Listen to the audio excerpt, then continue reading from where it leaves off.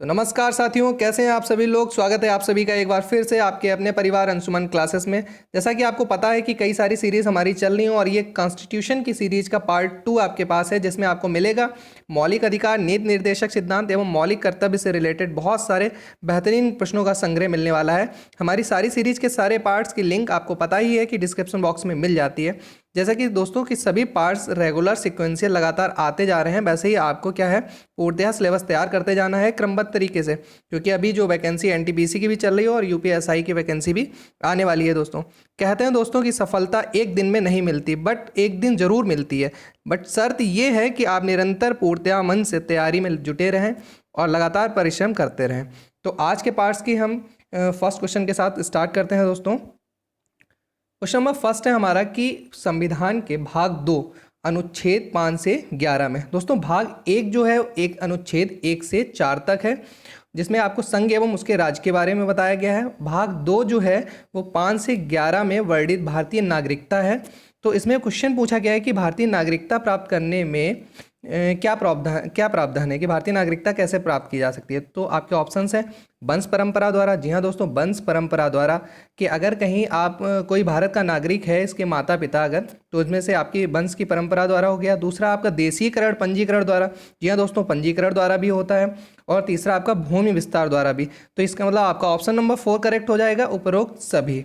दोस्तों तो भाग 2 में आपका एक क्वेश्चन तो यहाँ से रेडी हो जाएगा कि भाग 2 में अनुच्छेद 5 से 11 तक क्या है, भारतीय नागरिकता है। और ये किसके द्वारा वर्णित है। ये 3 प्रकार जो बताए गए हैं, ये तीनों इसमें आते हैं। ठीक है, नेक्स्ट क्वेश्चन देखते हैं।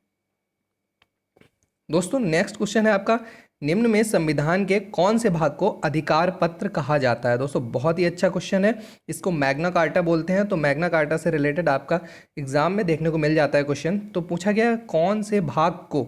तो दोस्तों आपको पहले तो बता दें कि ऑप्शन आपका करेक्ट हो जाएगा ऑप्शन नंबर 3, यानी कि भाग 3 को। भाग 3 को जो कि अनुच्छेद 12 से 35 तक है, इसको क्या बोला जाता है दोस्तों, मैग्ना कार्टा, यानी कि अधिकार पत्र। भाग 1 आपको हम बता चुके हैं, संघ एवं उसके राज्य हैं। और भाग 2 में आपको 5 से 11 तक अनुच्छेद है, जो कि भारतीय नागरिकता दर्शाई गई है। भाग 3 में आपको मौलिक अधिकार, जी हाँ दोस्तों, भाग 3 अनुच्छेद 12 से 35 तक, जिसको मैग्ना कार्टा बोलते हैं या अधिकार पत्र बोलते हैं। तो ये क्या है, मौलिक अधिकार हैं। और भाग 4 36 से 51 तक जो है वो हमारे नीति निर्देशक सिद्धांत, यानी कि नीति निर्देशक तत्व बताए गए हैं। दोस्तों तो आपका ऑप्शन करेक्ट हो जाएगा पार्ट ऑप्शन 3। ठीक है, नेक्स्ट क्वेश्चन है दोस्तों, प्रारंभ में मौलिक अधिकारों की कुल संख्या थी। देखिए अगर पूछा जाए कि कुल संख्या कितनी थी और प्रारंभ में, तो प्रारंभ में मौलिक अधिकारों की कुल संख्या दोस्तों थी 7, यानी कि 7 थी। तो आपका ऑप्शन नंबर करेक्ट हो जाएगा 4। ठीक है, तो ऑप्शन 4 आपका करेक्ट हो जाएगा। तो 7 अभी जो है मूल अधिकारों की संख्या कितनी रह गई है, 6। दोस्तों आपको बता दें कि एक मूल अधिकार हमारा जो पहले आता था, जो कि संपत्ति का अधिकार था, उसको हटाकर और किस में हटाया गया था, 44 में संविधान संशोधन द्वारा 1978, यानी कि 1978 में उस संविधान उसको संपत्ति के अधिकार को हटाकर कानूनी या विधिक अधिकार में रख दिया गया था। ठीक है, तो इसलिए अब मौलिक अधिकारों की संख्या कितनी हो गई है, 6। लेकिन अगर पूछा जाए प्रारंभ में कितनी थी, तो आप कितनी बताएंगे, 7 दोस्तों। ठीक है, नेक्स्ट क्वेश्चन चलते हैं। दोस्तों पूछ रहा है कि उपाधियों का अंत निम्न में किस अनुच्छेद के अंतर्गत आता है। दोस्तों बात करते हैं उपाधियों का अंत। तो पहले तो अनुच्छेद 14 जो दिया गया है हमारा 14, तो इसमें होता है दोस्तों कि विधि के समक्ष समता का अधिकार इसमें बताया गया है। इसका अर्थ मतलब होता है कि राज्य सभी व्यक्तियों के लिए एक समान कानून बनाएगा, अर्थात उन पर एक समान लागू भी करेगा। ठीक है, तो इसमें होता है विधि के समक्ष समता। तो आपका 14 हो गया विधि के समक्ष समता। अब अनुच्छेद 15 जो है, इसमें बताया जाता है कि धर्म, नस्ल, जाति, लिंग या जन्म के आधार पर भेदभाव, ठीक है, का निषेध। तो ये हो गया हमारा अनुच्छेद 15। अब अनुच्छेद 17 की बात करें तो दोस्तों अस्पृश्यता का अंत है ना, अस्पृश्यता के उन्मूलन के लिए इसे दंडनीय अपराध घोषित किया गया था। तो ये हमारा बताया गया है अनुच्छेद 17 में। ठीक है, लेकिन हमारे क्वेश्चन में जो पूछा गया है वो उपाधियों का अंत। ठीक है, तो उपाधियों का अंत आपका ऑप्शन नंबर करेक्ट हो जाएगा 4, यानी कि अनुच्छेद 18। तो दोस्तों उपाधियों का अंत, सेना या विधा संबंधी जो सम्मान जो है, अन्य कोई भी उपाधि राज्य द्वारा प्रदान नहीं की जाएगी। भारत का कोई नागरिक किसी अन्य देश के से बिना राष्ट्रपति की आज्ञा से कोई उपाधि स्वीकार नहीं कर सकता है दोस्तों। ठीक है, तो अनुच्छेद 18 में उपाधियों का अंत बताया गया था। ये बहुत ही इंपॉर्टेंट हैं चारों जो अनुच्छेद हैं, आर्टिकल्स दिए गए हैं, इसको आप लोग देख लीजिएगा, क्योंकि अक्सर इनसे क्वेश्चन एग्जाम में आता ही आता है। कि अनुच्छेद 14 समता का अधिकार है, यानी कि विधि के समक्ष समता। 15 में धर्म, नस्ल, जाति, लिंग के आधार पर भेदभाव। और 16 में आपके अवसर की समानता, जो कि इसमें नहीं दिया गया है। और 17 आपका अस्पृश्यता का अंत है। और अनुच्छेद 18 उपाधियों का अंत है। दोस्तों इसको रट लीजिएगा आप लोग। चलते हैं क्वेश्चन नंबर 5 की ओर। क्वेश्चन नंबर 5 है दोस्तों, प्रेस की स्वतंत्रता। दोस्तों अक्सर जो बुक्स में होता है वो आपको बताया जाएगा बोलने की स्वतंत्रता। तो बोलने की स्वतंत्रता जो है 19 का में दी गई, यानी कि 19 ए में दी गई है। तो वही हमारी प्रेस की स्वतंत्रता का भी वर्णन 19 ए में है। तो आपका ऑप्शन नंबर करेक्ट हो जाएगा 19 ए, यानी कि प्रेस की स्वतंत्रता अनुच्छेद 19 ए में वर्णित है। अगर 19 बी की बात करें तो इसमें होता है दोस्तों कि शांतिपूर्वक बिना हथियारों के एकत्रित होने और सभा करने की स्वतंत्रता होती है। आपको बता दें कि स्वतंत्रता जो है, स्वतंत्रता का अधिकार अनुच्छेद 19 से 22 तक दिया गया है दोस्तों। अनुच्छेद 19 से 22 तक दिया गया है स्वतंत्रता का अधिकार। लेकिन अगर हम बात करते हैं प्रेस की स्वतंत्रता तो 19 ए में है। शांतिपूर्वक बिना हथियारों के एकत्रित होने की स्वतंत्रता 19 बी में है। ठीक है। अगर 19 डी की बात करें तो इसमें बोलते हैं कि किसी भी क्षेत्र में आपकी आवागमन की स्वतंत्रता होती है। 19 ई में अगर बात करते हैं तो हम बताते हैं कि देश के किसी भी क्षेत्र में निवास करने और बसने की स्वतंत्रता होती है। पहले अपवाद था जम्मू कश्मीर, लेकिन अभी जो इस पे बनाया गया है एक कानून। ठीक है। तो अनुच्छेद 19 ई किसी भी क्षेत्र में बसने की स्वतंत्रता। 19 बी की अगर बात करते हैं तो शांतिपूर्वक हथियारों के साथ सभा करने की स्वतंत्रता, शांतिपूर्वक बिना हथियारों से एकत्रित होने और सभा करने की। ठीक है। हथियार नहीं होना चाहिए आपके पास और आप शांतिपूर्वक कोई भी सभा आप कर सकते हैं। बोलने की स्वतंत्रता आपकी 19 ए में है। ठीक है दोस्तों। तो आपका ऑप्शन करेक्ट हो जाएगा प्रेस की स्वतंत्रता, यानी कि 19 ए दोस्तों। ठीक है। नेक्स्ट क्वेश्चन की ओर चलते हैं दोस्तों। बहुत ही अच्छा क्वेश्चन है कि 6 से 14 वर्ष की आयु के बच्चों को निःशुल्क एवं अनिवार्य शिक्षा किस अनुच्छेद के अंतर्गत आता है। दोस्तों बता दें आपको कि 6 से 14 वर्ष की आयु के बच्चों को निःशुल्क शिक्षा दी जाती है और उनके लिए अनिवार्य है शिक्षा। तो ये किस अनुच्छेद के अंतर्गत आता है। अगर अनुच्छेद 20 की बात करें तो अपराधों के लिए दोष सिद्ध के संबंध में आता है अनुच्छेद 20। ठीक है। अनुच्छेद 21 की बात करते हैं तो अनुच्छेद 21 प्राण एवं दैहिक स्वतंत्रता से रिलेटेड है। अनुच्छेद 21 का अगर बात करें तो इसमें बताया गया है कि आपका ऑप्शन करेक्ट हो जाएगा ऑप्शन नंबर 3, यानी कि अनुच्छेद 21 का। ठीक है। इसमें बताया गया है कि राज्य 6 से 14 वर्ष के आयु के समस्त बच्चों को ऐसे ढंग से जैसे कि राज्य विधि द्वारा अवधारित करें निःशुल्क तथा अनिवार्य शिक्षा उपलब्ध कराएगा। अच्छा, इससे बात कर लेते हैं कि संविधान संशोधन क्या रिलेटेड है इससे, है ना, कौन सा रिलेटेड है। तो बात करते हैं 86वां, यानी कि 86 मतलब 86वां संविधान संशोधन 2002 में जो हुआ था वो इससे रिलेटेड है। ठीक है। अनुच्छेद 22 में दोस्तों आपको कुछ गिरफ्तारी संबंधी से रिलेटेड है, यानी कि कुछ दशाओं में गिरफ्तारी और निरोध में संरक्षण के लिए। ठीक है। तो आपका ऑप्शन इसमें करेक्ट हो जाएगा 21 का। देखिए दो चीज़ें याद रखनी, 21 का में 6 से 14 वर्ष की निःशुल्क शिक्षा है, 86वें संविधान संशोधन में है आपके लिए। ठीक है। जो कि 2002 में हुआ था दोस्तों। ठीक है।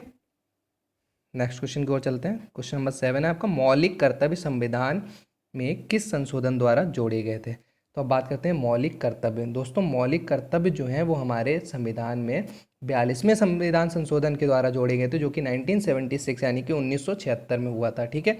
इसके द्वारा क्या था, मौलिक कर्तव्य को संविधान में जोड़ा गया था। अच्छा, इसे लिया कहाँ से गया है, रूस के संविधान से लिया गया है। अब हम बात करते हैं तो ये भाग 4 में वर्णित हैं। किसमें, कौन से भाग में, भाग 4 में वर्णित हैं।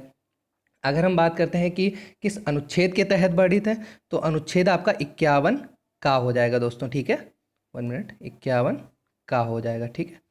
तो अनुच्छेद 51 का भाग 4 में वर्णित मौलिक कर्तव्य 42वें संविधान संशोधन 1976 के द्वारा संविधान में जोड़े गए थे। तो आपका ऑप्शन नंबर करेक्ट हो जाएगा 2, यानी कि 42वें।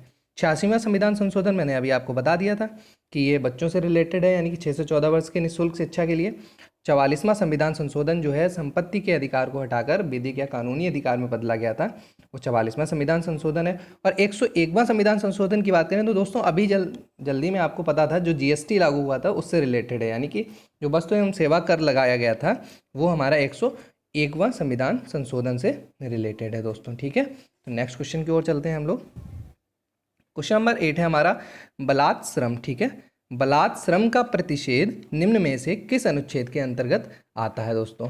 तो अब हम बात करते हैं बलात् श्रम। तो पहले तो हम जान लेते हैं कि बलात् श्रम दोस्तों है क्या।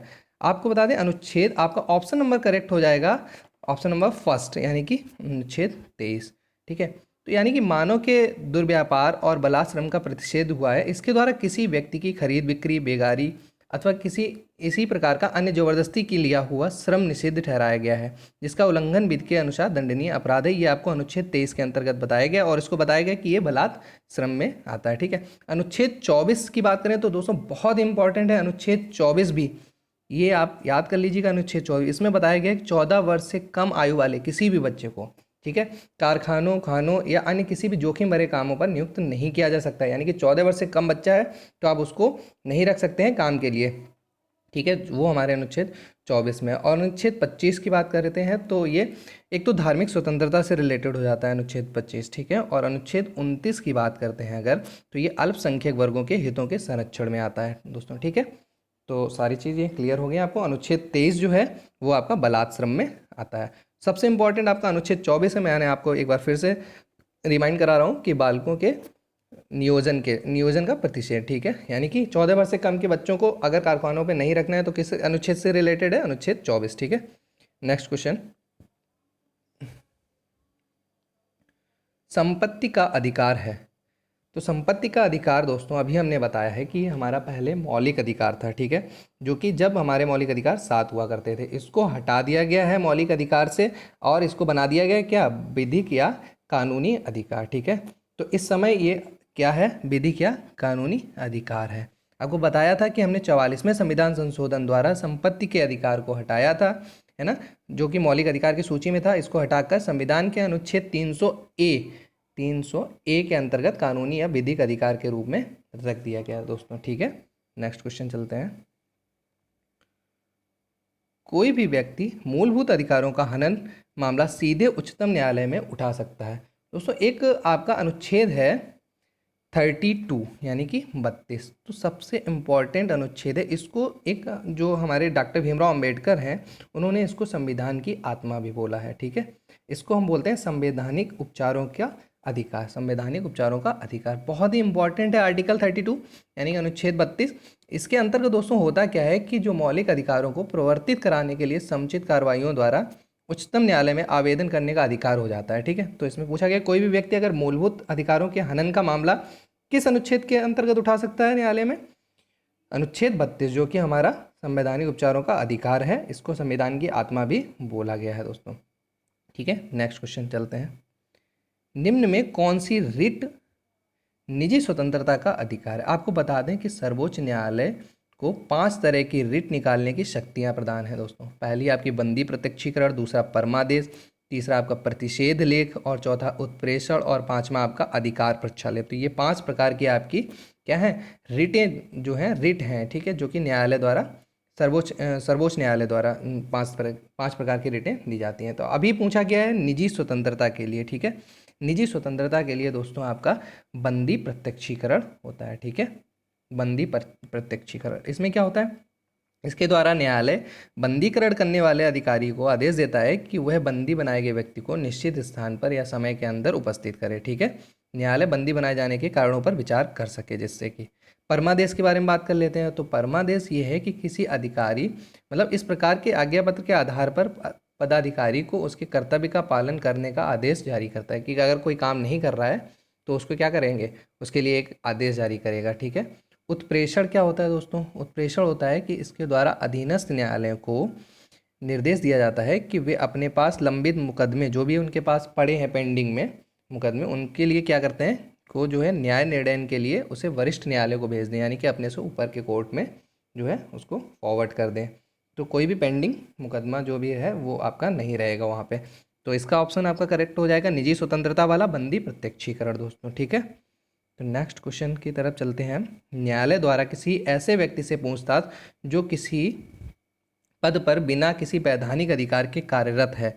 तो अगर किसी को एक हक नहीं है उस पद पर काम करने का लेकिन वो फिर भी काम कर रहा है तो ऐसा किस रिट के थ्रू होता है? ठीक है, तो न्यायालय जो है अधिकार प्रक्षालेप। ठीक है, जब कोई व्यक्ति ऐसे पदाधिकारी के रूप में कार्य करने लगता है जिसके रूप में कार्य करने का उसे वैधानिक रूप से अधिकार नहीं है तो न्यायालय द्वारा किसी ऐसे व्यक्ति से पूछताछ की जाती है अधिकार प्रक्षालेप के द्वारा। उत्प्रेषण हम आपको बता चुके, बंदी प्रत्यक्षीकरण निजी स्वतंत्रता से रिलेटेड है और परमादेश जो है वो बताया जाता है कि आदेश जारी किया जाता है कि आप अपने कार्य को करना स्टार्ट कर दीजिए। ठीक है, क्वेश्चन नंबर 13 चलते हैं। भाग 3 अनुच्छेद 36 से 51। देखिए दोस्तों, एक क्वेश्चन तो आपका यहाँ से कंप्लीट हो जाता है कि भाग 4 अनुच्छेद 36 से 51, यानी कि भाग 4 36 से 51 में पहले क्या वर्णित है आपको यहाँ से पता चल जाता है कि भाग 4 36 से 51 में हमारे नीति निर्देशक तत्व वर्णित हैं। एक क्वेश्चन तो यहाँ से कंप्लीट हो गया।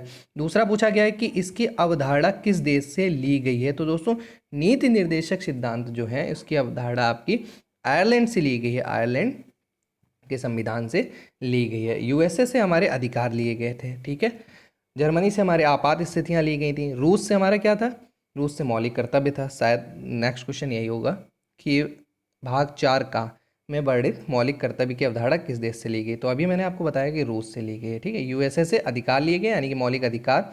ठीक है, और आयरलैंड से हमारा क्या था, आयरलैंड से हमारा नीति निर्देशक तत्व यानी कि नीति निर्देशक सिद्धांत की अवधारणा ली गई। तो एक क्वेश्चन तो ये आपका कंप्लीट हो गया कि मौलिक कर्तव्य किस भाग के अंतर्गत आते हैं। तो मौलिक कर्तव्य दोस्तों भाग 4 के अंतर्गत आते हैं, और भाग 4 के अंतर्गत तो नीति निर्देशक सिद्धांत भी आते हैं, लेकिन मौलिक कर्तव्य भाग 4 का के अंतर्गत आते हैं, जिनको हम 51 का में अनुच्छेद में वर्णित किए जाते हैं। और नीति निर्देशक सिद्धांत के लिए 36 से 51 अनुच्छेद है। दोस्तों नेक्स्ट क्वेश्चन के लिए तरफ चलते हैं।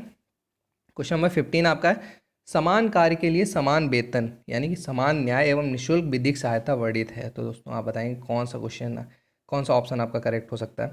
आपका ऑप्शन नंबर करेक्ट हो जाएगा अनुच्छेद 39 का यानी कि 39A। ठीक है, तो इसमें दोस्तों क्या होता है कि समान न्याय और निःशुल्क विधिक सहायता यानी कि समान कार्य के लिए समान वेतन की व्यवस्था की गई है इस अनुच्छेद के अंतर्गत, अनुच्छेद 39 काम है। ठीक है, अनुच्छेद 38 की बात करते हैं दोस्तों, तो इसमें सामाजिक या आर्थिक और राजनीतिक न्याय मिलेगा जिससे नागरिक को। तो इस टाइप से जो वर्णित है वो अनुच्छेद 38 में है, सामाजिक आर्थिक और राजनीतिक न्याय। और समान कार्य के लिए समान वेतन दोस्तों बहुत इंपॉर्टेंट है, ये 39 का में है। और 39 खा की अगर हम बात करते हैं तो इसमें धन से रिलेटेड यानी कि सार्वजनिक धन का स्वामित्व तथा नियंत्रण इस प्रकार करना ताकि सार्वजनिक हित का सर्वोत्तम साधन हो सके। ठीक है, 39 गा की बात करते हैं तो धन का समान वितरण अगर किया जाता है तो अनुच्छेद 39 गा के अंतर्गत आता है दोस्तों। ठीक है, तो हमें ऑप्शन देखना है कि समान कार्य के लिए समान वेतन। तो याद कर लीजिएगा अनुच्छेद 39 का समान कार्य के लिए समान वेतन। ठीक है, नेक्स्ट क्वेश्चन की तरफ चलते हैं दोस्तों। बहुत इंपॉर्टेंट क्वेश्चन है, ग्राम पंचायतों का गठन। अक्सर पूछा आता है कि ग्राम पंचायतों का गठन किस अनुच्छेद के तहत वर्णित है। तो आपका ऑप्शन करेक्ट हो जाएगा अनुच्छेद 40 यानी कि आर्टिकल 40। ठीक है, आर्टिकल 41 क्या है दोस्तों, इसमें कुछ दशाओं में काम, शिक्षा और लोक सहायता पाने का अधिकार होता है अनुच्छेद 41 में। अच्छा 42 की बात करते हैं तो दोस्तों बहुत ही इंपॉर्टेंट है कि प्रसूति सहायता का उपबंध, ये भी बहुत इंपॉर्टेंट है।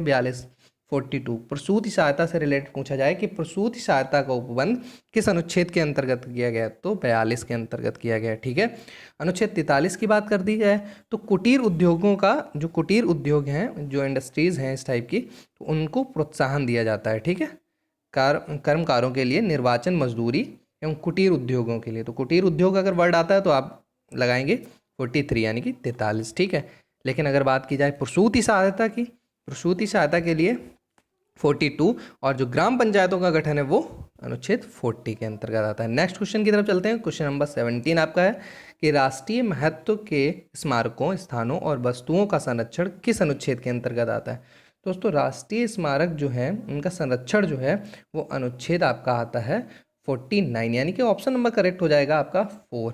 अब बात कर लेते हैं अनुच्छेद 44 क्या है दोस्तों। एक बहुत ही अच्छा जो है नागरिकों के लिए एक समान सिविल संहिता, अगर ये क्वेश्चन आपको देखने को मिलता है कि नागरिकों के लिए एक समान सिविल संहिता किस अनुच्छेद के अंतर्गत है, तो आप बताएंगे अनुच्छेद 44 के अंतर्गत।